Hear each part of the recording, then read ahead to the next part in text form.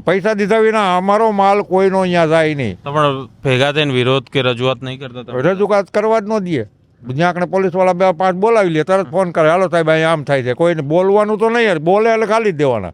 આ નિયમ ભાજપનો છે પહેલેથી. હા, હર વખત પેપર ફૂટે, હર વખત પેપર ફૂટે. તો ઇન્દિરા વખતમાં કેમ નથી ફૂટતા? એ તો અત્યારે દેશમાં બીજે કોંગ્રેસની સરકાર છે ત્યાં પેપર ફૂટ્યા હતા. ને કોંગ્રેસની સરકારમાં ન ફૂટ્યા હોય, હું તો નથી માનતો. હમણાં રાજસ્થાનમાં કોંગ્રેસની સરકાર હતી ત્યારે ફૂટ્યા હતા. તો નરેન્દ્રભાઈ કહે ભાઈ દેશ આગળ વધ્યો પણ તારું રોટલો ખેડવા વાળું લઈ આવી નહીં. એ તારે જો તારી બાઈ નો હાથ વ્યક્તો હોય તો સમાજની બાઈઓ ક્યાંથી આવતા? તું બેનું કહીને હાથે બેન તમે હું તમને આમ કરી દે, એક 25 પૈસાની મને એક ટપાલ લખજો, એ ક્યાંય ગયું બધું? નાગરિક બોલે એટલે અંદર ઘાલી દે અને એના ભેગા કમાન્ડો, એ સાલી કમાન્ડોને કરોડો રૂપિયા તો પગાર આપે. સેફટી માટે બધા નેતાઓ સેફટી અમારે નહીં જોઈ. એનો એ જેથી નરેન્દ્ર મોદી આવ્યો તેથી એમ કહેતો હતો, કહેતા હતા એમ હું નથી બોલતો, આમાં ઠેઠ પુગાડ્યો. અને રોડ એને બનાવવા છે તો આદિ લગી ક્યાં ગયા હતા? 30 વર્ષ થયા, રોડ આજે જ બનાવવા છે. હવે એને 80 દિવસ 100 દિવસ કે 500 દિવસ આપીએ તો 500 દિવસમાં જ બનાવવાના છે. છોડવાડી ગામમાં છે અત્યારે હાલ. સરસ મજાના લીમડા નીચે બેઠા છે, બાકડા પર બેઠા છે. એક કાકા છે મારી સાથે, એમની સાથે વાત કરીએ. કાકા શું નામ? ભનુભાઈ. શું છે પરિસ્થિતિ હવે ચૂંટણી આવે છે તો? ચૂંટણી આવે છે હવે આજકાલ લગભગ એ તો સમજી લો કે 100% તો આ ભાઈ આપણે કેવા નામ ગોપાલભાઈ ઇટાલિયા, અચ્છા, આ એ બાજી મારી જાય. કેવી રીતે તમને એવું લાગે? એ કારણ કે આ નેતા બધા મોટા મોટા છે, ભાજપના છે, કોંગ્રેસના છે, એ મત ટાણે આવે. મત જોતો હોય એટલે ભાઈ બાપા બધાને કરે, અમને મત આપજો, છૂટાડજો, અમે તમારું આમ કરી દઉં, તેમ કરી દે. બાકી પછી કોઈ દી કોઈને 5 વર્ષ લગી પાછી ભીખ માગવાનું ટાણું આવે તો એ ભીખ માગવા મોટી જોડી લઈને આવે, પાછો માગીને વયો જાય. એમ કરીને 30 વર્ષ કાઢી નાખ્યા. અચ્છા, બરોબર. તો આજકાલ તમને આ મળદ ધીડો છે એટલે આ મળદમાં કોંગ્રેસમાં હતા એને અમે ભાજપમાં લઈ લીધા. આમ આદમી પાર્ટી વાળા ભાજપમાં જતા, આમ આદમીમાં લઈ લીધા, અને ભાજપના હતા એને આમ આદમીમાં લઈ લીધા. એટલે આ વખતે અમે તો અમારા ગામનું તો એમ કહી છીએ કે 100% મતદાન આપ આદમીમાં થાય. અચ્છા, પણ એ તો હવે અત્યાર સુધી તો ભૂપતભાઈ હતા, એ બીજેપીમાં જતા રહ્યા. ભૂપતભાઈને થોડું ઘણું કાંઈક ઓલા લોકોએ એની પાસે તો સામ દામ પૈસો બધું છે એટલે એક લોચકો નાખી દે એટલે ગમે નેતા એમાં વયો જાય. પણ આ નેતા એવો છે કે કદાચ ગમે એટલા નાખે કે પિસ્તોલ મારી દે તો વાત અલગ રહી. બાકી આ પૈસાથી ખરીદાય એવો આ વ્યક્તિ છે નહીં. હવે કિરીટ પટેલ છે એ મજબૂત નેતા છે, એ મજબૂત નેતા છે પણ હવે તો એ મજબૂત થઈ જાય ને, કારણ કે અમારા 3 ગામની તો અમે જોઈએ એમ ખાઈ ગયા. સહકારી 3 ગામની ઓગારી નાખી થોડી. અટાણે અમુક આગળ તો અમારે એક બાઈ છે, એનો ઘરવાળો મરી ગયો ને 14 વર્ષ થઈ ગયા. હવે એનો ઘરવાળાના નામે એક છોકરો પાગલ છે, એક છોકરો બિસાડાનો ઓફ થઈ ગયો, બરોબર, છોકરો ગાંડો છે. હવે એ બાઈ માથે આ 15, 12, 8, 10 લાખ રૂપિયા બાઈ કેમ ભરે? વિધવા બાઈ છે સમજ્યા? તો હવે આવા કામ આ ભાઈએ કરાવ્યો એને પૂછવાય નથી આવ્યો. એમણે તો કહ્યું તો ખરું કે રોડ રસ્તા સરસ કરી નાખશે. રોડ કરાવે, આ રોડ કરાવે પણ બાઈને હું રોડ ઉપર હાલવા જવું? આ જેની માથે આટલા રૂપિયા નહીં ખાય એ બધા 50 જણા અમારા ગામના 60 જણા છે એને હું રોડ ઉપર હાલવા જવું? અને રોડ એને બનાવવા છે તો આદિ લગી ક્યાં ગયા હતા? 30 વર્ષ થયા, રોડ આજે જ બનાવવા છે. હવે એને 80 દિવસ 100 દિવસ કે 500 દિવસ આપીએ તો 500 દિવસમાં જ બનાવવાના છે. આદિ લગી ક્યાં ગયા હતા? એક રોડ કહેવાય એમ કે ને ભાઈ એક રોડ. હવે જ્યાં મોટા પુલ બનાવે છે એ એક કોઈ પુલ ઉપર એવું માનો કે હજી ઓપલિંગ ન થાય તો તિરાડું પડી ગયું હોય તો આ ભાઈ શું કરે છે? આ ભાજપની સરકાર શું કરે છે? ભાજપની સરકારે ખેડૂતોની આવક બમણી કરી દીધી એવું કહે છે. બમણી કરી દીધી પણ 750 રૂપિયા DAP નો ભાવ હતો એના બરોબર 1750 કરી નાખ્યા. જે વસ્તુ 12-32 હોલ ખાતર આવતું હતું એને કોઈ ખેડૂત અપનાવતો નહોતો, એના 1750 ભાવ કરી નાખ્યો. હવે આથી હવે બબડી આવક કેવી? એનો એ જેથી નરેન્દ્ર મોદી આવ્યો તેથી એમ કહેતો હતો, કહેતા હતા એમ હું નથી બોલતો, આમાં ઠેઠ પુગાડ્યો. હા, એ કંઈ અમારો બાપ નથી. હા, એ કારણ કે રાજગાદીએ અમે બેહાર્યો છે અને એના સામે અમે સવાલ ન કરીએ છીએ તો સવાલ કેને કરવા દેવાનો? સવાલ તો નાગરિકોએ જ કરવા જોઈએ. તો એ નાગરિકને સવાલ નથી કરવા દેતો. નાગરિક બોલે એટલે અંદર ઘાલી દે અને એના ભેગા કમાન્ડો, એ સાલી કમાન્ડોને કરોડો રૂપિયા તો પગાર આપે. સેફટી માટે બધા નેતાઓ. સેફટી અમારે નહીં જોઈ. અમે ખેડૂત છીએ, અમારે અહીંયા સિંહ આવે, હાવીજ આવે, ઓલા દીપડા આવે તો અમને સેફટી કેમ ન આપે? અમારે આખી રાત જાગવું, 4 વાગે સૂઈ જાય 2 કલાક સૂઈ તો અમારે સેફટી છે નહીં. હાલો સમજ્યા. એમ નહીં તો પછી અત્યારે તો હવે મગફળીના ભાવ હોય કે બીજા પાકના ભાવ હોય સારા આવે છે એવી વાત છે. હા અરે ઉષામાં ઉષા 400 રૂપિયાથી અમે જો સિઝન આવે ને તો મજૂરના 500 રૂપિયા અમારે આપવા પડે એક મજૂરના. અમારે ઓપનર હાલતું એટલે 20 મજૂર જોઈ બરોબર. પછી માંડવી ખેંચતા હોય ને પાથરા બનાવતા હોય તો 500 રૂપિયા આપવા પડે. અત્યારે વરસાદ જેવું વાતાવરણ છે એક એક ખેડૂને જેને બધાને તલ વાટેલા પીળા મગ વાટેલા પીળા છે વરસાદમાંથી આવે છે કાયમ પડે જ છે વરસાદ અમુક જગ્યાએ. હવે એ લોકો 500 રૂપિયા દેતા મજૂર નથી મળતા.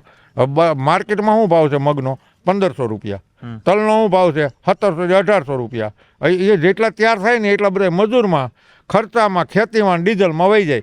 અમારી વાંહે ખાલી આ ભાઈની બધાની સેવા કરવાનું વધે છે છતાંય એમ કે અમારું બજેટ વિખાઈ જાય અમારું બજેટ વિખાઈ જાય. બજેટ બધાના વિખાય પણ ખેડૂતનું બજેટ ક્યાં જાય. ઉજ્જવલા યોજના આપી, આયુષ્યમાન કાર્ડ આપ્યા, તમે ટીચરના કે બીજા બધા ઓપરેશન વરિષ્ઠ લોકો કરાવી શકે. એમાં એક ભાઈ ભાજપનો હતો એ પોતે બોલતો હતો એક દી એણે ભાષણ આપ્યું હતું એ કે આમ આદમીનું જે થતું હોય મારે મારા બાપને દવાખાને લઈને ગયો તો મારું કાર્ડનું કાંઈ ન થયું તો આમ આદમીનું ક્યાંથી થતું હોય. એટલે ત્યાં જીસનના બધા હવે 55 વર્ષના મારા ઘરનાને લઈને ગયા હતા ગોઠણનું ઓપરેશન કરાવવા તો 55 વર્ષની ઉંમર થાય તઈ આવવાનું. એક વર્ષ ઘટતું હતું એક વર્ષ ખમવું પડ્યું. હવે આ વખતે બીજા ગોઠણનું કરાવવું હવે કે 60 વર્ષ થઈ ગયા. હવે મારે 5 વર્ષ મારી ઘરવાળી વહી જાય એટલે હવે તો ઓપરેશન કરી જ ન દઈએ. અને 5 લાખ હતા એના 10 લાખ એટલા માટે કર્યા કોઈના ઓપરેશન કરવાના થતા નથી સમજ્યા. એટલે આ લોકો બધા ખાલી બનાવવાના છે. તો તમે એમ કહો છો તમને આટલી બધી તકલીફ છે તો આ ખોબલે ને ખોબલે લોકો વોટ આપે છે 30 વર્ષથી એટલે સરકારમાં છે કંઈક તો જોતા હશે ને. આ મોટી લાલચ હતી કે 2022નું એને આપ્યું હતું કે 2022માં હું તમારી બમણી આવક કરી દઈ.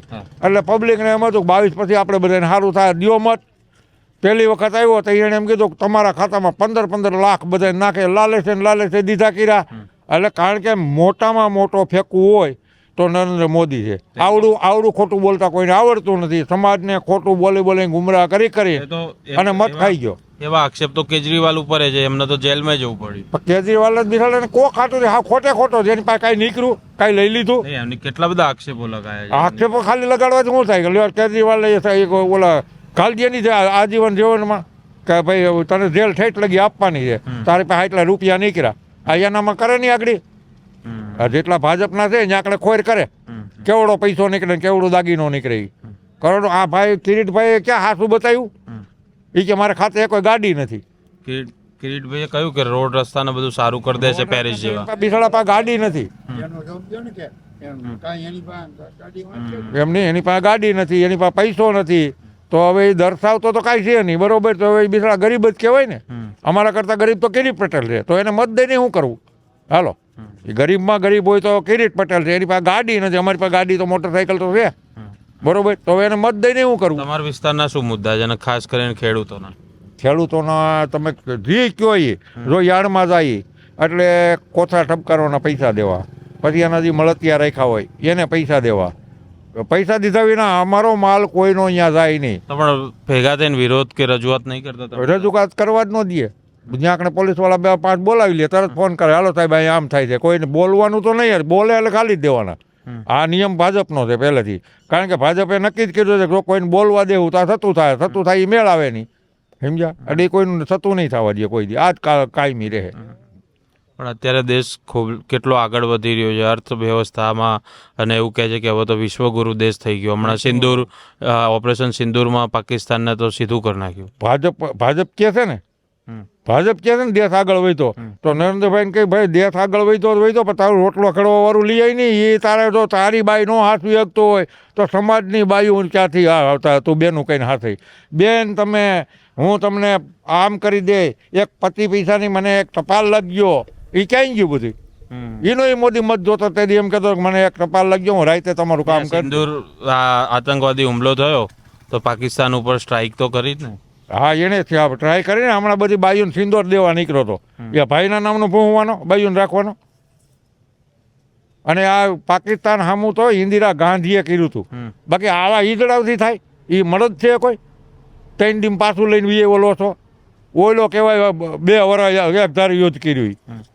પણ યુદ્ધ એ કોઈ વાતનું સોલ્યુશન નથી ને પછી એ તો હા, પછી એ તો મરે કોણ મરે, આમ આદમીના માણસો મરે, એમાંથી બધે દેશ ઉપર ક્યાં હોય. અને આપણે તો અહીંયા લીમડા નીચે સરસ વાતો કરીએ છીએ, ભોગવે સૈનિકો ભોગવે, નજીકના ગામો જે સરહદના હોય એમને તકલીફ થાય ને. એને તકલીફ થાય. બરાબર. શું ઈચ્છો છો તમારા ગામમાં, તમારા વિસ્તારમાં શું સારું થવું જોઈએ? બધું સારું જો ભાઈ આ સરકાર આપતી હોય તો ખાલી રોડ રસ્તા પાણી બધાને સારી સુવિધા આપે, બીજું કાંઈ જોતું નથી. પણ આ સરકાર કોઈ દી આપવાની નથી.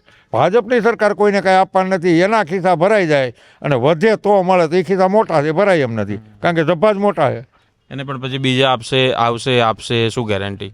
અને આ તમે લાયા હતા ભૂપતભાઈ ને, એ તો જતા રહ્યા, અડધી પીચે મૂકીને જતા રહ્યા, ઇનિંગ મૂકીને. આમ આદમીની સરકાર રચાય તો અમને એટલી પૂરેપૂરી આશા છે કે એક ખેડૂત દેશ આગળ આવે એ 100%. હા, જેથી ગમે તેથી અને થાય હોતે આમાં આવા વિરલા જાગશે. સમજ્યા? હજી આમ આદમીમાં છે ને એ બધા એવા છે, એ વિશ્વ લેવલનું એની પાસે જ્ઞાન છે. આપણે એક રબારી છે, કેવા એનું નામ છે, સાગરભાઈ રબારી. આવા વ્યક્તિના હાથમાં રાજની લગામ જાય ને, કોઈના બાપની હેચર નથી અને કોઈ પાછો વાળી શકે, કારણ કે વિશ્વનું જ્ઞાન એની પાસે છે, સાગરભાઈ પાસે. પણ જ્ઞાન સાથે સત્તાએ જોઈએ ને. માણસ જેવો છે, ખેડૂલક્ષી માણસ છે. આ લગભગ આમાં જેટલા છે ને બધા ખેડૂલક્ષી છે, અને આમાં જેટલા ભાજપમાં છે એ બધા લગભગ બધા મોટા મોટા વેપારીઓ, મોટા મોટા કંપની વાળા. ખેડૂતની વાત તો વડાપ્રધાને કરે જ છે ને, એ કહે છે ખાલી તમને મીડિયા વાળાને કહે કે હું આમ કરવાનો છું, તમે વૈયા જાવ એટલે બધું વાળી નાખવાનું, કાંઈ રાખવાનું. અભી બોલા અભી ફક, કાંઈ કરવાનું નહીં, બોલવાનું ખાલી, કરવાનું નહીં. આ કિરીટભાઈ આવશે એટલે ભાષણ કરશે એટલે તમે જોઈજો. હા, એને જો કરવું હોય આ હંધુય નાના માણસોનું, તો એને કોઈ ગરીબ માણસના છોકરાને કે ખેડૂતના છોકરાને કે કોઈ પણ વરણને કોઈ વરણને એમ કે અમે આટલા કરોડને નોકરીએ ચડાવીશું ને આટલા લાખને નોકરીએ ચડાવીશું, તો કોઈ નોકરીએ ચડાવ્યા એવું બતાવો, સાબિત કરી બધી બતાવે. એટલી બધી સરકારી ભરતી તો પડે જ છે ને, જીપીએસસી હોય. ખાલી બધાને ત્યાં તો ભરતીમાં તમે ફોર્મ ભરવા જાવ તો પૂરું થઈ ગયું હોય, એના હગાવાલા આવી ગયા હોય. સમજ્યા? સાહેબના હગાવાલા આવી જાય, સાહેબે ઉપરથી ફોન કરી દો કે એટલા જ લેવાના. હા, હર વખત પેપર ફૂટે, તો ઇન્દિરા વખતમાં કેમ નથી ફૂટતા?